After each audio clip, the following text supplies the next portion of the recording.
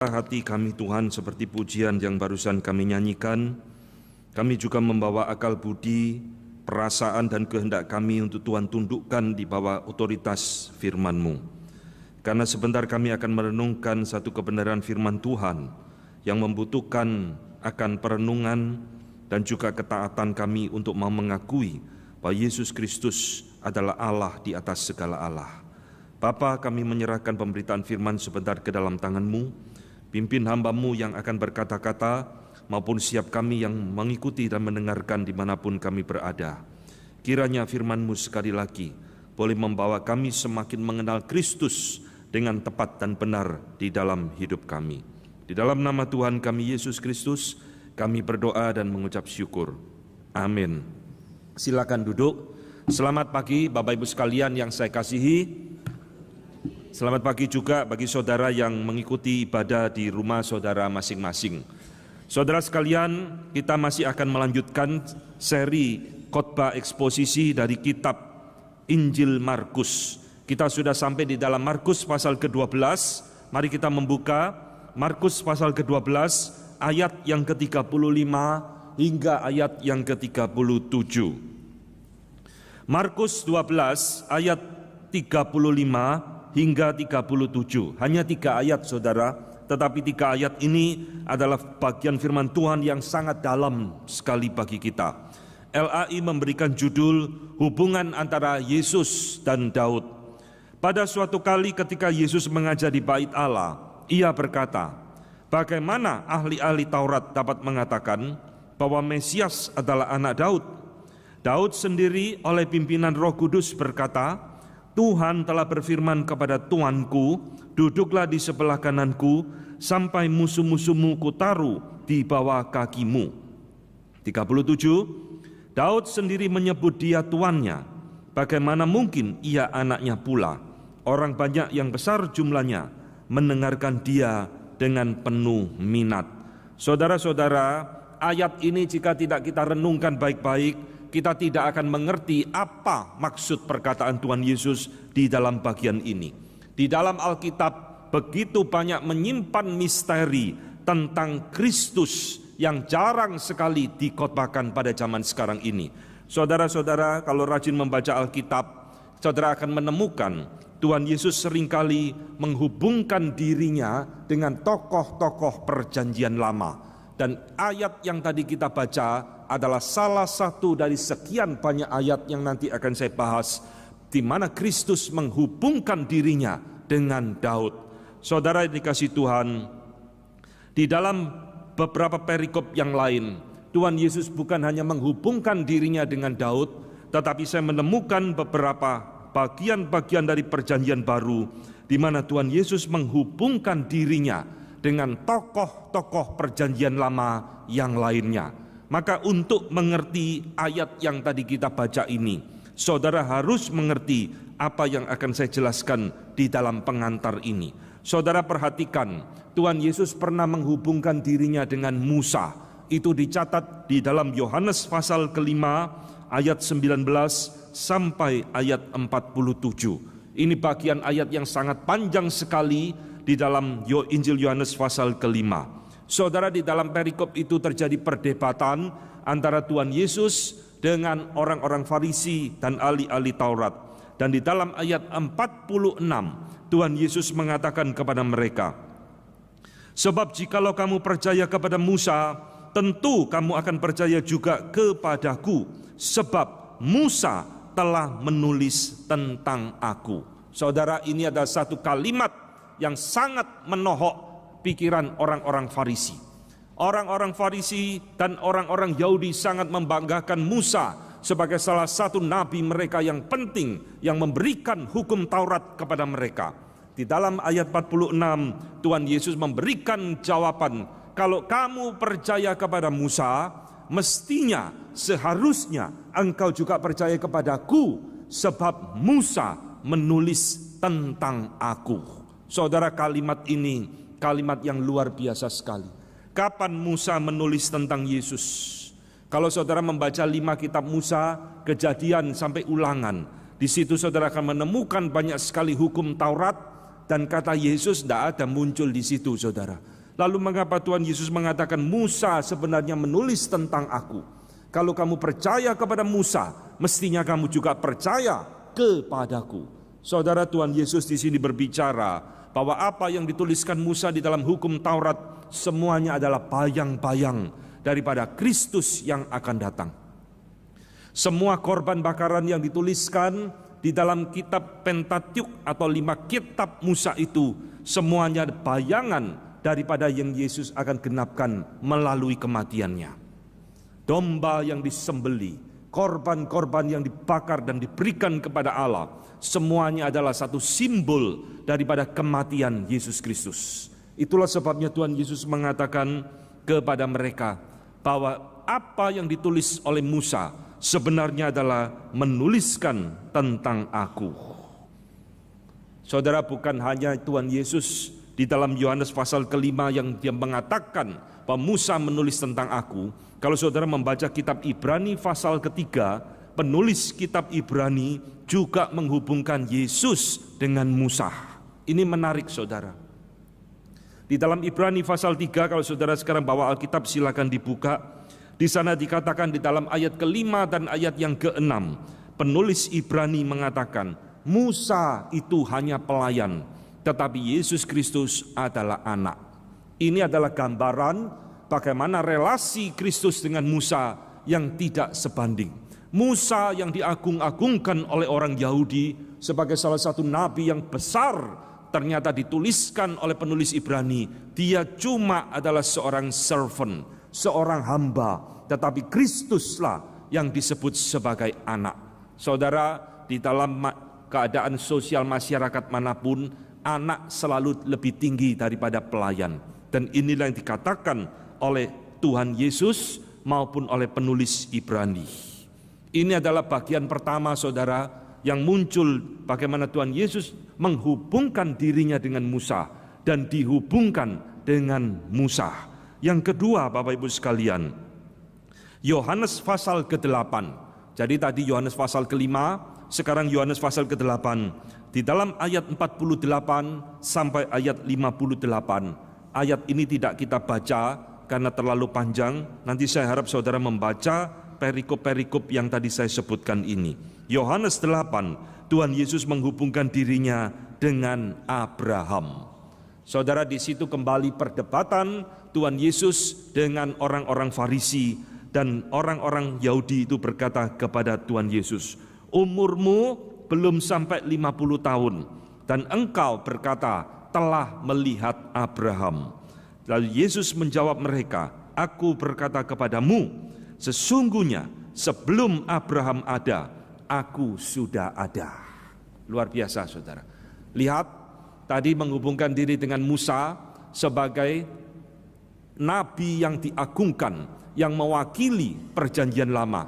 Sekarang Tuhan Yesus menghubungkan dirinya dengan Abraham, bapak leluhur bangsa Israel.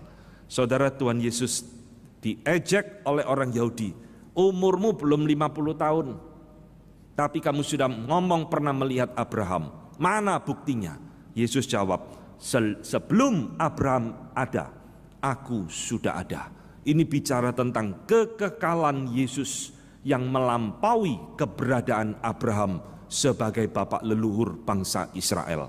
Saudara-saudara yang dikasihi Tuhan, di dalam kasus pertama Tuhan Yesus menghubungkan dengan nabi.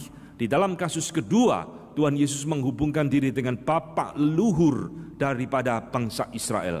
Kedua orang ini sangat dihormati oleh bangsa Yahudi. Satu Musa, satu Abraham. Tapi Tuhan Yesus ngomong, Musa menulis tentang aku. Musa cuma seorang pelayan. Sebelum Abraham ada, aku sudah ada. Saudara, sudah cukup? Belum. Di dalam Matius pasal ke-12, Tuhan Yesus kembali menghubungkan dirinya dengan dua orang perjanjian lama, yaitu Yunus dan Salomo. Di dalam percakapan mereka, ayat 40, Tuhan Yesus berkata, Matius 12 ayat 40, sebab seperti Yunus tinggal di dalam perut ikan 3 hari 3 malam, demikian juga anak manusia akan tinggal di dalam rahim bumi 3 hari 3 malam. Saudara, ini bicara tentang kebangkitannya Tuhan Yesus. Sama seperti Yunus 3 hari di perut ikan, anak manusia akan 3 hari di perut bumi, kemudian dia akan bangkit. Perhatikan saudara, di dalam ayat 41, Tuhan Yesus mengatakan, sesungguhnya yang ada di sini lebih besar daripada Yunus.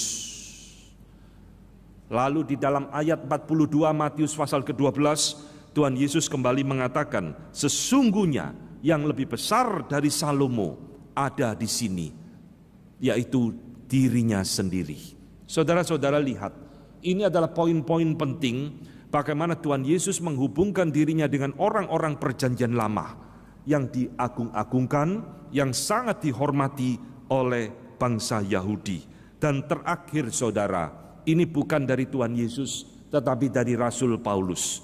Rasul Paulus pernah menghubungkan dirinya, menghubungkan Tuhan Yesus dengan Adam. Ini muncul di dalam Roma pasal ke-5 ayat 12 hingga 21. Saudara-saudara, Roma pasal 5 adalah bagian yang penting, di mana Paulus mengatakan, oleh satu orang akhirnya dosa itu masuk ke dalam dunia, dan menjalar maut itu kepada semua orang harus mengalami kematian. Maka oleh satu orang yang lain, yaitu Adam kedua, maka semua orang memperoleh hidup dan pembenaran di dalam Tuhan. Saudara-saudara, maka Roma pasal ke-5 ini, Paulus berbicara Adam itu membawa kematian, Kristus itu membawa kehidupan. Adam membawa penghakiman kepada Allah, Kristus membawa hidup yang kekal dan pendamaian kepada Allah. Saudara lihat, Paulus menghubungkan Kristus dengan Adam. Saudara-saudara, ini apakah kebetulan? Tidak. Apakah ini cuma iseng-iseng semua? Tidak. Semua yang tadi saya sebutkan, Yesus menghubungkan dirinya dengan orang-orang perjanjian lama. Semuanya itu adalah makna yang penting di dalam kita mengenal siapa Yesus yang sesungguhnya. Zaman ini Yesus dikenal terlalu dangkal. Zaman ini Yesus dikenal terlalu sangat simpel sekali. Yesus hanya pemberi berkat, Yesus hanya penyembuh, Yesus hanya pembuat mujizat. Kalau sakit cari Yesus, kalau miskin cari Yesus, kalau mau kaya cari Yesus. Celakalah hamba Tuhan dan gereja yang mengajarkan seperti ini. Saudara, hari ini kita akan berbicara satu kristologi, doktrin tentang Kristus yang mendalam, yang dinyatakan di dalam Alkitab. Maka saudara lihat, mengapakah Tuhan Yesus menghubungkan dirinya dengan orang-orang perjanjian lama yang tadi saya sebutkan ini. Apakah Tuhan Yesus cuma iseng-iseng? Jelas tidak. Apakah Tuhan Yesus kengangguran menghubungkan dirinya dengan Musa, Abraham? Tidak. Saudara-saudara, di balik semua Tuhan Yesus menghubungkan dirinya dengan tokoh-tokoh perjanjian lama. Di situ ada satu rahasia besar yang jarang kita ketahui, yang jarang dikhotbahkan oleh banyak gereja. Apa rahasia itu? Nah, saudara perhatikan, ada 4 orang penting yang Tuhan Yesus tadi hubungkan dirinya. Yunus dan Salomo kita singkirkan sedikit, karena 4 orang penting inilah yang sangat dihormati oleh orang Yahudi. Pertama adalah Adam. Dia disebutkan sebagai bapak leluhur dari semua manusia. Orang Yahudi mengakui itu. Kedua adalah Abraham, yang disebut sebagai bapak leluhur bangsa Yahudi yang sangat dihormati. Dan ketiga adalah Musa, yang disebut sebagai nabi yang sangat dihormati, karena hukum Taurat diberikan oleh Allah melalui Musa. Dan yang keempat yang akan kita bahas hari ini adalah Raja Daud. Saudara, Adam, Abraham, Musa, dan Daud. Apa pentingnya 4 orang ini di dalam iman Kristen kita? Ini sesuatu doktrin yang penting yang saudara harus ketahui, supaya imanmu kuat, supaya imanmu tidak mudah digoncangkan oleh segala ajaran-ajaran yang menyesatkan. Saudara-saudara, mengapa 4 orang ini penting? Dan Tuhan Yesus menghubungkan dirinya dengan 3 orang, dan Paulus menghubungkan Tuhan Yesus dengan Adam. Jawabannya saudara, karena di dalam 4 tokoh inilah, Adam, Abraham, Musa, dan Daud, Allah membuat perjanjiannya dengan manusia.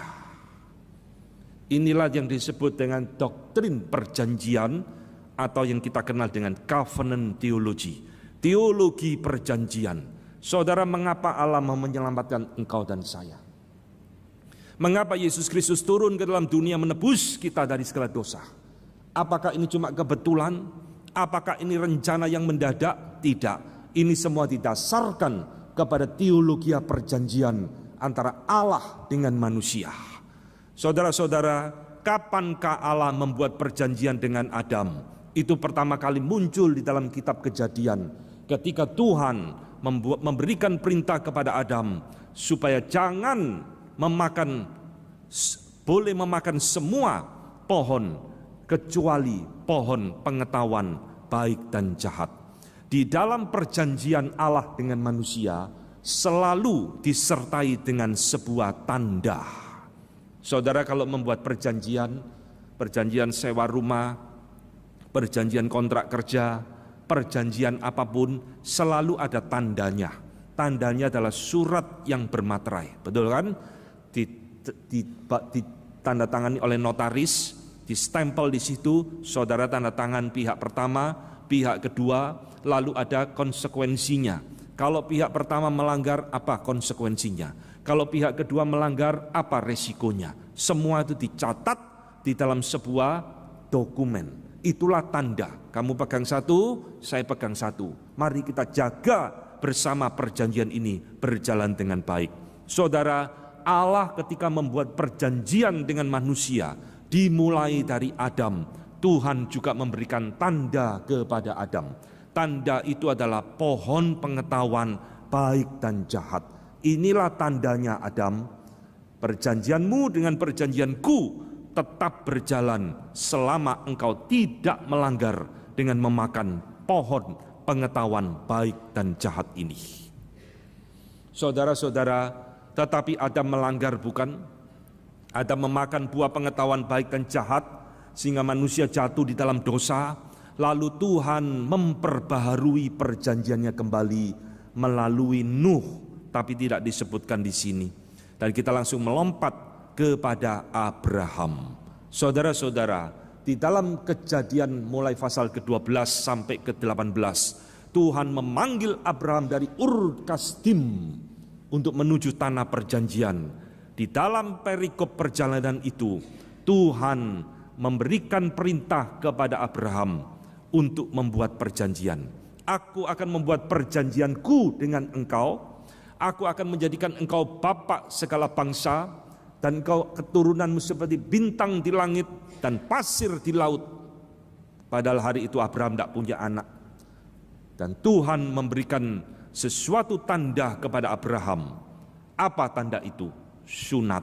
Sunatkanlah semua orang laki-laki di dalam keluargamu, anakmu nanti kalau engkau punya, semua budak-budakmu dan orang-orang yang ada di lingkunganmu harus engkau sunat menjadi tanda perjanjianku dengan engkau sampai selama-lamanya. Saudara, inilah sebabnya orang Yahudi pasti disunat, karena ini adalah tanda yang dijanjikan, diberikan Allah kepada Abraham dan keturunannya. Ini tanda perjanjian. Lalu melompat ke dalam zamannya Musa, Tuhan membuat perjanjian baru dengan Musa, memperbaharui perjanjiannya kembali melalui Musa. Diberikanlah tanda, yaitu adalah hukum Taurat. Sunat tetap berlaku. Tuhan tambahkan satu tanda lagi, yaitu adalah hukum Taurat. Inilah hukum yang harus engkau taati. Kalau engkau menjadi umatku dan aku menjadi Allahmu, inilah ketetapan-ketetapan yang harus engkau jalankan, supaya engkau berbeda dengan semua bangsa di muka bumi ini. Engkau adalah umat pilihanku. Saudara-saudara, di dalam zaman Musa sudah lewat, akhirnya Tuhan memilih seorang pemuda yang sangat kecil, yang sangat muda. Dia adalah Daud, dan Tuhan membuat perjanjian kembali dengan Daud. Aku akan mengokohkan kerajaanmu sampai selama-lamanya. Saudara-saudara, inilah pentingnya mengapa Yesus menghubungkan dirinya dengan 4 orang penting di dalam perjanjian lama ini. Lalu pertanyaannya, kenapa Tuhan Yesus harus menghubungkan diri dengan 4 orang ini? Adam, Abraham, Musa, dan Daud. Sebab jawabannya, Kristus adalah puncak jawaban dari semua perjanjian Allah di dalam perjanjian lama. Perjanjian Allah dengan Adam, dengan Abraham, dengan Musa, dengan Daud, itu semuanya bayang-bayang. Di mana penggenapannya? Di mana janji itu boleh dipenuhi? Yaitu ada di dalam diri Tuhan Yesus sendiri. Saudara-saudara sadar atau tidak, kapan Tuhan Yesus menyatakan diri dia ada penggenapan janji daripada Abraham, Musa, Daud, dan Adam? Yaitu di dalam setiap kali saudara mengikuti perjamuan kudus sakramen, saudara diingatkan dengan perkataan Tuhan Yesus. Inilah tubuhku yang terpecah-pecah bagi engkau. Inilah darahku, darah perjanjian yang ditumpahkan bagi engkau. Makanlah dan minumlah. Saudara mengerti sekarang? Ini bukan kebetulan, saudara. Tuhan Yesus menghubungkan dirinya dengan Adam, dengan Abraham, dengan Musa, dengan Daud, karena dirinya adalah penggenap dari semua perjanjian Allah dengan orang-orang perjanjian lama. Itulah sebabnya tadi saya katakan, Tuhan Yesus berani mengatakan, Musa menulis tentang aku. Tuhan Yesus berani mengatakan, sebelum Abraham lahir, aku sudah ada. Penulis Ibrani berani mengatakan, Musa cuma pelayan, yang jadi anak hanyalah Yesus Kristus, bukan Musa. Karena Yesus lebih superior, Yesus lebih tinggi, Yesus lebih mulia, Yesus ada penggenap semua perjanjian Allah dengan orang-orang di dalam perjanjian lama. Saudara, inilah kristologi penting. Maka hari ini saya akan mengkhususkan membahas Markus 12 yang tadi kita baca, di mana Tuhan Yesus menghubungkan dirinya dengan Daud. Nanti kapan-kapan kita akan menggali bagaimana Tuhan Yesus menghubungkan dirinya dengan Abraham, dengan Musa. Tapi hari ini kita akan khusus berbicara mengapa Tuhan Yesus menghubungkan dirinya dengan Daud. Saudara, bangsa Israel memiliki banyak raja. Daud bukan raja pertama. Raja pertama adalah Saul. Tapi Saul tidak dihormati oleh bangsa Yahudi. Yang dihormati oleh bangsa Yahudi bukan juga Salomo, tetapi adalah Daud. Kenapa, saudara? Kan Daud begitu istimewa di hadapan Tuhan. Allah membuat perjanjian dengan seluruh raja-raja Israel, bukan dengan Saul, bukan dengan Salomo, tetapi Allah membuat perjanjiannya dengan memilih satu orang yang namanya Daud. Aku akan mengkokohkan kerajaanmu, keturunanmu sampai selama-lamanya. Saudara-saudara, hari ini kita akan melihat Yesus menghubungkan dirinya dengan Daud di dalam Markus 12 ayat ke-35.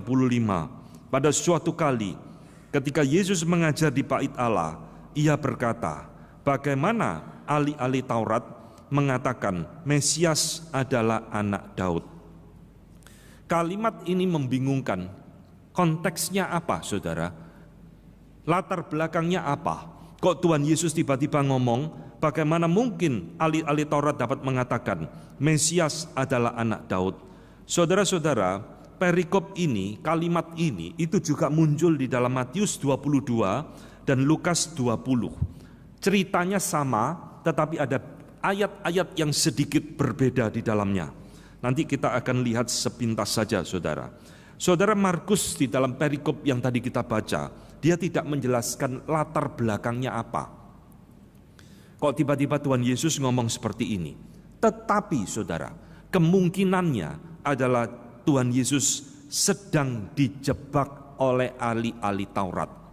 Saudara, di dalam khotbah minggu lalu, saudara telah mendengar masih di dalam Markus 12, bagaimana Tuhan Yesus dijebak oleh orang-orang Yahudi tentang membayar pajak.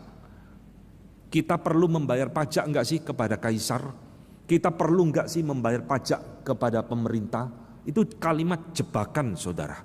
Kalau Tuhan Yesus ngomong tidak usah bayar, nah ini pengkhianat. Ya. Kalau Tuhan Yesus ngomong silakan bayar, ini pengkhianat. Kalau Tuhan Yesus ngomong jangan bayar, dilaporkan ke kaisar, ini orang tak taat kepada pemerintah. Ini kalimat jebakan, pertanyaan jebakan. Nah saudara, minggu yang lalunya saudara juga ingat, Tuhan Yesus dijebak dengan pertanyaan kebangkitan dan pernikahan. Ada seorang wanita yang punya suami lalu mati, belum punya anak. Lalu kawin lagi, mati lagi. Kawin lagi, mati lagi. Sampai 7 kali. Lalu orang-orang Farisi dan Saduki tanya, besok di dalam kehidupan yang akan datang, siapa yang jadi suami perempuan ini? Masih ingat ya khotbah 2 minggu lalu atau minggu lalu? Siapa yang akan jadi yang akan jadi suami daripada perempuan ini? Tuhan Yesus, kamu sesat. Besok di dalam kekekalan tidak ada pernikahan. Karena manusia akan hidup seperti malaikat, tidak kawin dan mengkawinkan, tidak lagi beranak cucu. Saudara, jadi Markus 12 ini latar belakangnya adalah Tuhan Yesus dijebak berulang kali. Maka kemungkinan pertanyaannya yang dilontarkan ini adalah kalimat jebakan. Jebakan terhadap status kemesiasan Tuhan Yesus.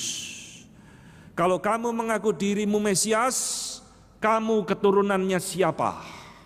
Saudara-saudara, di dalam Alkitab bahasa Indonesia kita, LAI kita, ada satu kalimat yang hilang. Kalau saudara punya Alkitab bahasa Inggris silakan dilihat. Di situ ada satu kalimat yang hilang, yaitu and Jesus answering. Jesus menjawab. Berarti Yesus ini sebelumnya ditanyai, saudara. Dan kalimat yang Tuhan Yesus berikan ini adalah jawabannya di dalam bentuk pertanyaan juga. Saudara harus mengerti konteks ini untuk mengerti Markus pasal ke-12. Kamu mengaku diri Mesias. Mesias macam apa kamu? Mesias model apa kamu? Mesias anaknya siapa kamu ini? Kenapa saudara orang Yahudi bertanya seperti ini? Karena orang Yahudi punya konsep Mesias itu nanti akan lahir dari keturunannya Daud. Saudara-saudara, di dalam semua agama-agama dunia, Yudaisme adalah agama yang satu-satunya memiliki konsep tentang Mesias. Siapa Mesias itu? Mesaya. Saudara, Mesias itu artinya pembebas. Mesias adalah penolong. Dan konsep tentang Mesias ini muncul, saudara. Kemungkinan besar konsep tentang pembebas dan penolong ini muncul itu sejak keruntuhan kerajaan utara tahun 586 sebelum Masehi. Jadi saudara harus mengerti semua latar belakang perjanjian lama untuk mengerti perkataan Tuhan Yesus ini. Setelah Daud mati, setelah Salomo mati, kerajaan Israel itu pecah menjadi 2 negara, utara dan selatan. Persis Korea Utara, Korea Selatan, saling bermusuhan satu dengan yang lain. Nah saudara sekalian, 2 negara ini akhirnya Tuhan pernah buang. Kerajaan selatan Tuhan buang ke Babel, kerajaan utara Tuhan buang ke Asyur. Dan kemungkinan konsep tentang Mesias, seorang pahlawan, hero yang akan menolong mereka ini muncul setelah keruntuhan kerajaan utara.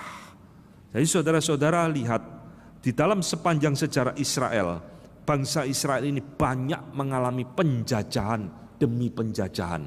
Setelah dibuang ke Babel, mereka di dalam zaman Persia mereka boleh pulang kembali. Di dalam masa perjanjian baru, mereka dijajah oleh Yunani, dijajah lagi oleh Romawi, tempat zaman Tuhan Yesus hidup. Jadi saudara lihat, bangsa Israel ini banyak mengalami penjajahan demi penjajahan, saudara. Sama seperti negara kita, habis dijajah Belanda, Inggris, Jepang, terus dijajah akhirnya merdeka.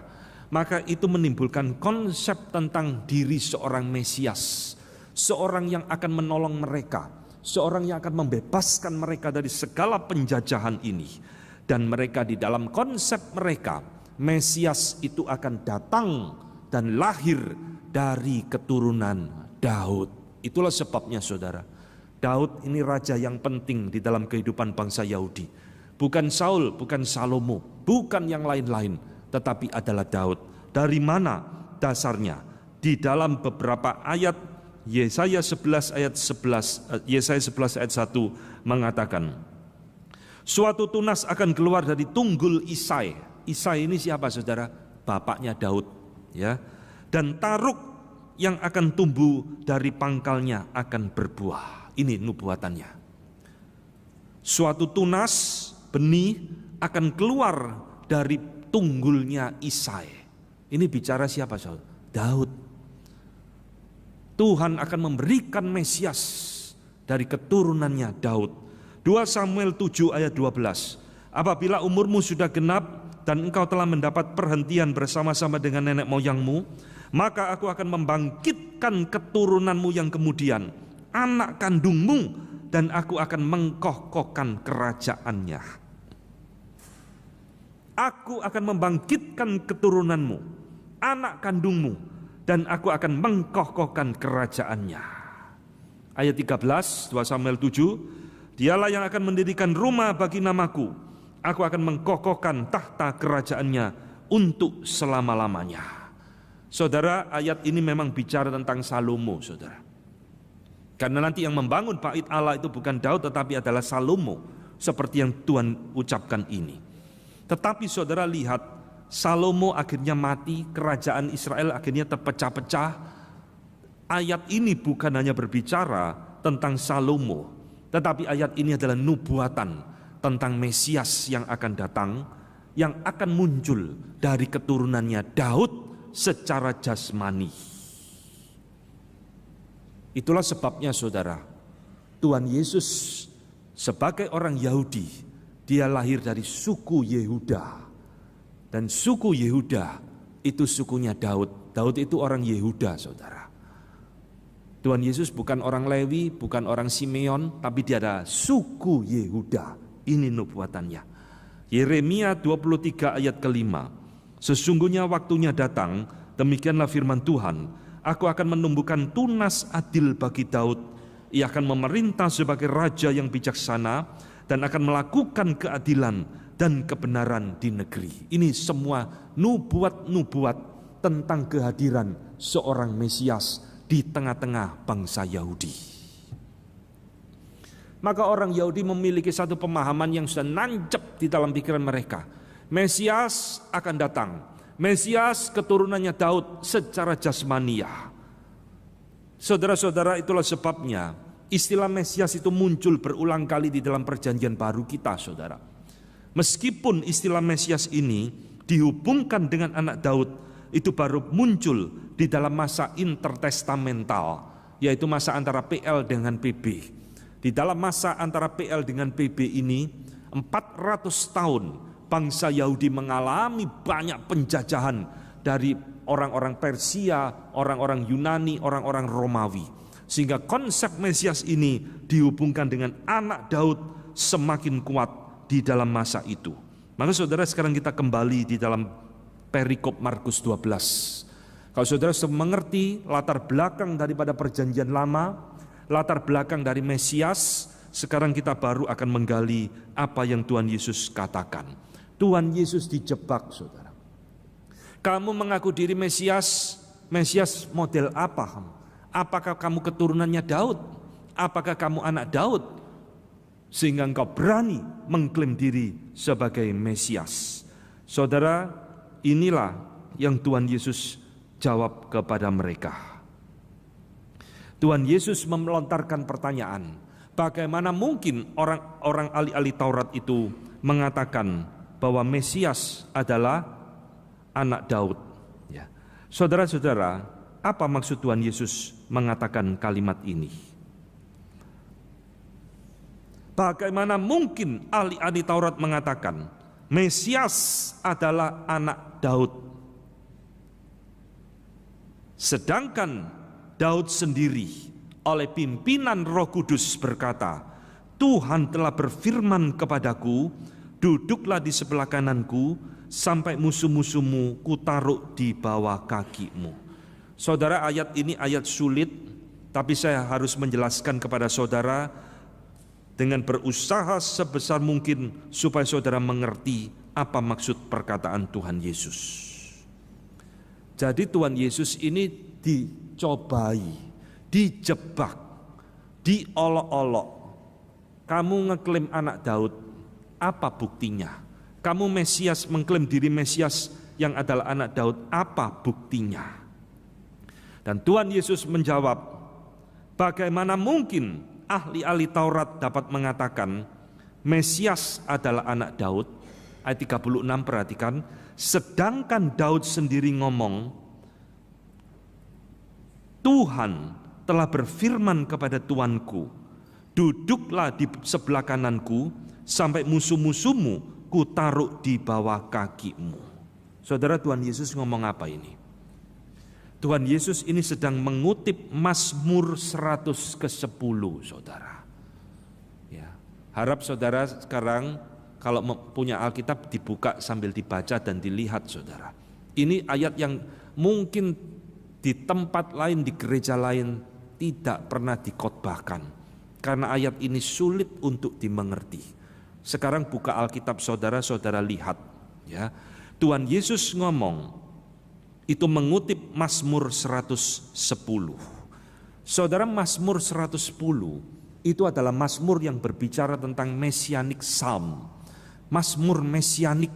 Dan Mazmur ini adalah ayat yang paling banyak dikutip di dalam Perjanjian Baru, kira-kira 30 lebih dikutip oleh penulis-penulis Perjanjian Baru. Berarti Mazmur 110 ini adalah Mazmur yang penting. Mazmur ini biasanya itu dinyanyikan pada waktu penobatan raja.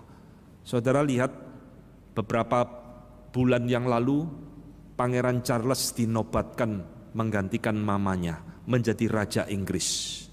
Di dalam penobatan itu begitu ada satu acara yang sangat megah, sangat agung, dan ada pujian rohani dinyanyikan. Nah, Mazmur 110 ini biasanya dinyanyikan pada waktu penobatan raja di dalam masa Perjanjian Lama. Sekarang Mazmur ini dikutip oleh Tuhan Yesus untuk menjawab ahli-ahli Taurat yang meremehkan dan mencobai Tuhan Yesus. Tuhan Yesus seolah-olah mengatakan, bagaimana mungkin ahli-ahli Taurat, orang-orang Farisi mengatakan Mesias adalah anaknya Daud. Ini betul, saudara, Mesias adalah anaknya Daud.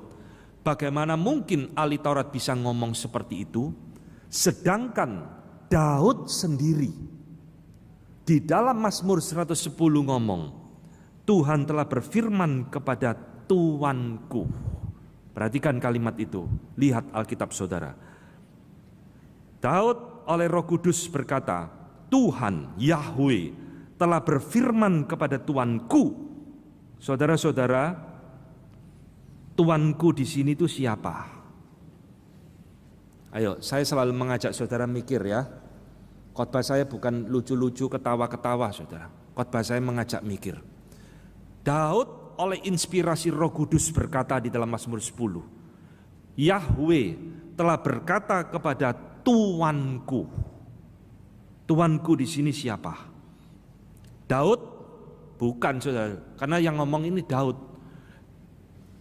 Daud ngomong, Yahweh telah berkata kepada Tuanku, engkau akan musuh-musuhmu kujadikan kutaruh di bawah kakimu.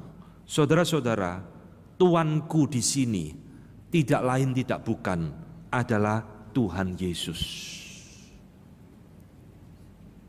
Tuanku di sini adalah Mesias itu sendiri, yaitu Tuhan Yesus. Saudara mulai bingung di sini. Loh, Mesias itu anaknya Daud. Menurut daging, menurut keturunan jasmani, Mesias harus dilahirkan dari keturunan Daud. Betul, Tuhan Yesus ngomong.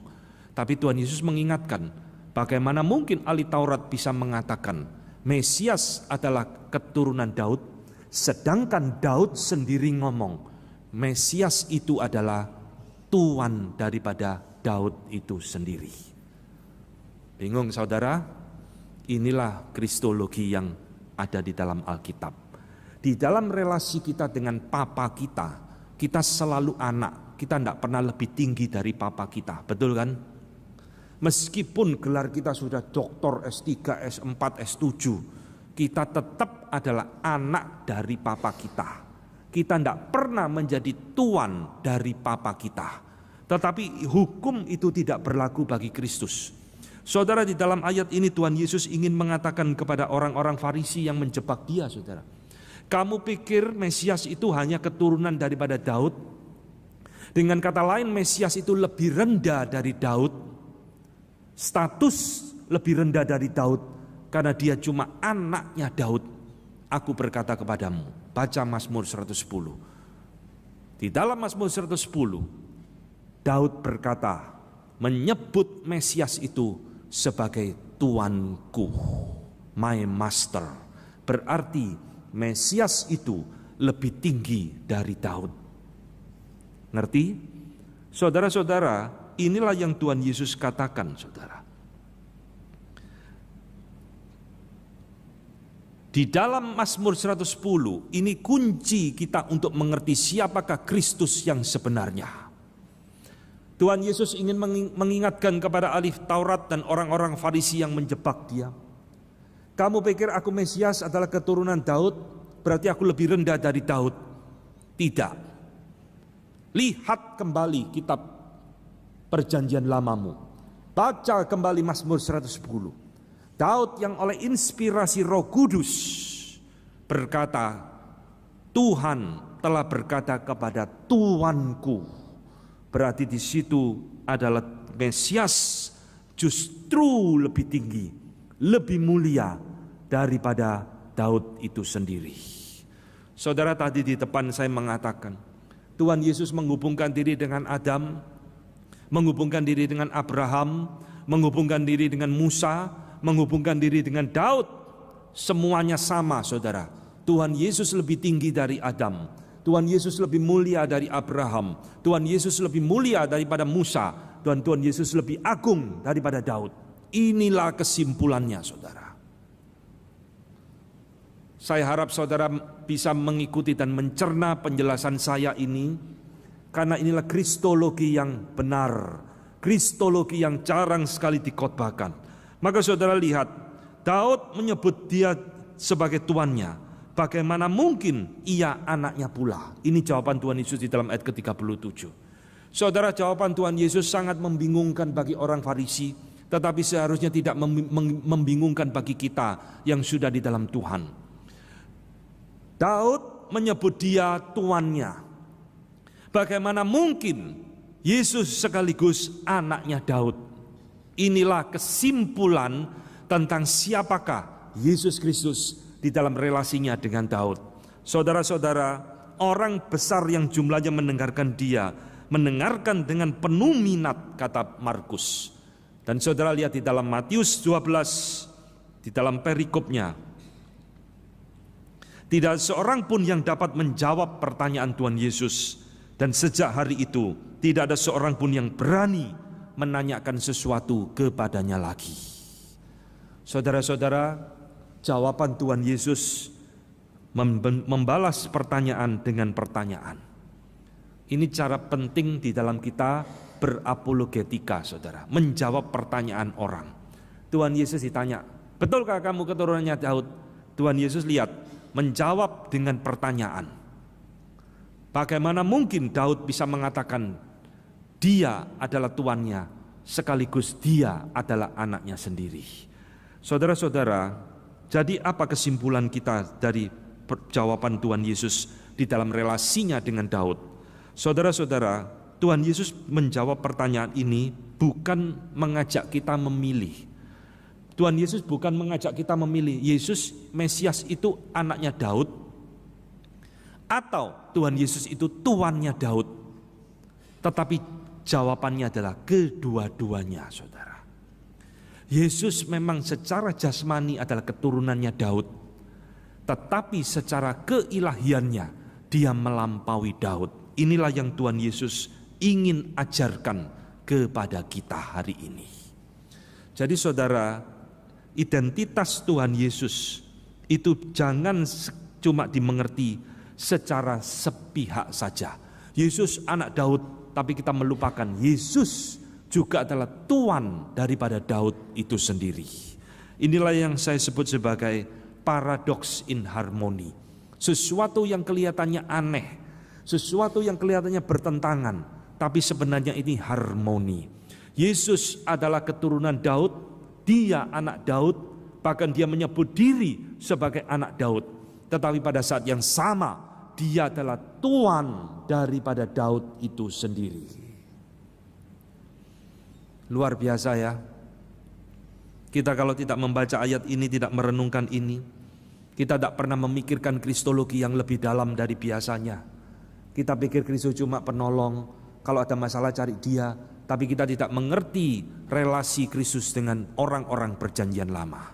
Jadi saudara, apa yang Tuhan Yesus ingin katakan kepada orang-orang Farisi? Pertama, Tuhan Yesus ingin menegaskan pemahaman Mesias orang-orang Yahudi itu cacat, saudara. Orang Yahudi memahami tentang Mesias itu keliru. Mereka hanya memikirkan Mesias itu cuma anak Daud secara keturunan jasmani.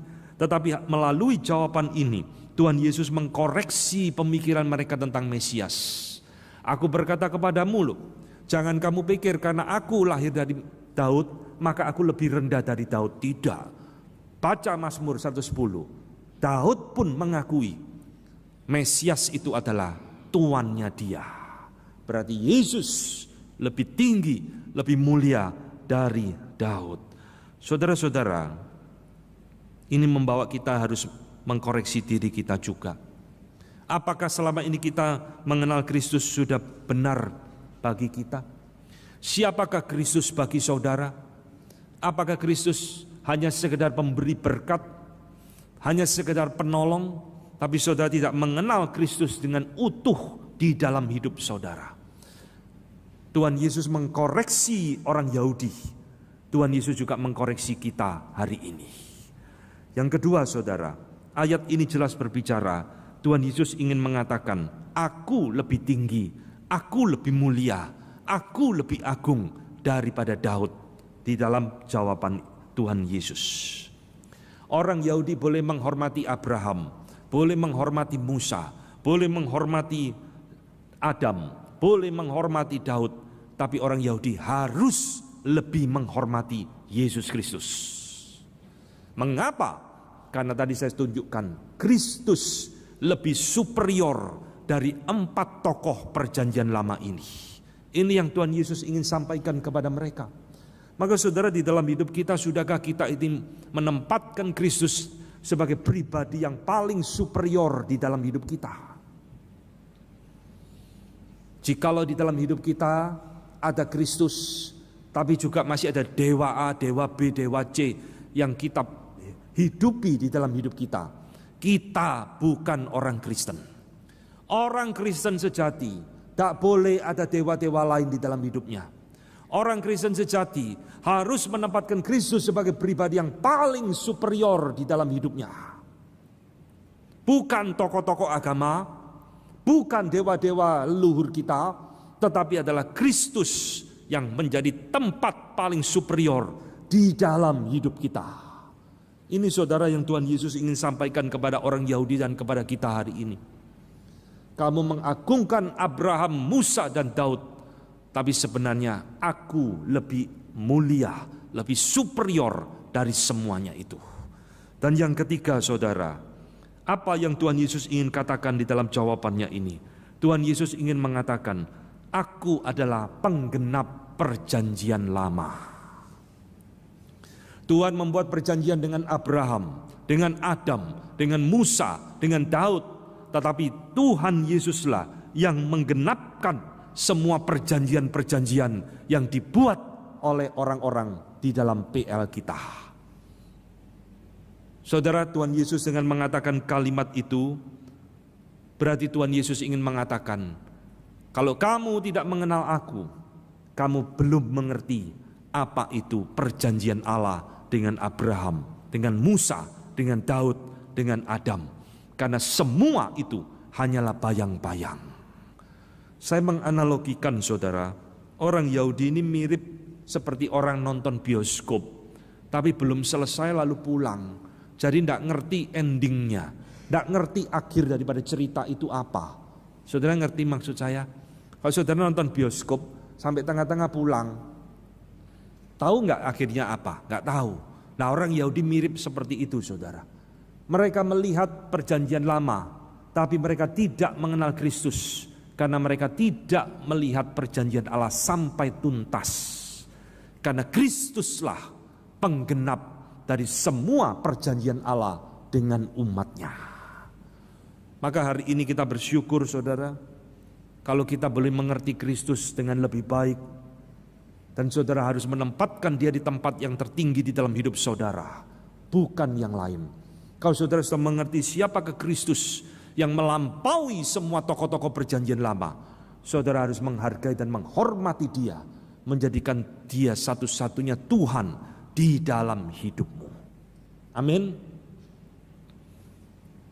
Tidak berani ngomong, semua terdiam. Masih banyak dewa-dewa di dalam hidupmu ya. Kau harus menjadikan Kristus satu-satunya Tuhan, pribadi yang paling tertinggi di dalam hidupmu, bukan yang lainnya. Barulah engkau boleh mengklaim diri, saya orang Kristen, saya pengikut Kristus. Saya harap firman Tuhan hari ini boleh mengingatkan kepada kita, siapakah Kristus yang sejati yang dinyatakan di dalam Alkitab. Biarlah firman Tuhan boleh jadi berkat bagi saudara, membangun kerohanian saudara, dan semakin hari membuat saudara semakin mengerti kebenaran firman-Nya. Mari kita tunduk kepala, kita akan berdiam diri di hadapan Tuhan. Saudara sekalian, firman Tuhan sudah diberitakan. Hari ini kita berbicara tentang Kristus yang sudah banyak disalah mengerti oleh orang-orang Kristen di dalam zaman ini. Maukah saudara mengenal Kristus dengan benar di dalam hidup saudara? Sebagai Tuhan, Mesias, satu-satunya yang hidup di dalam diri saudara, sebagai pribadi yang paling superior di dalam hidup saudara. Mari kita mengambil waktu teduh, saudara berdoa secara pribadi.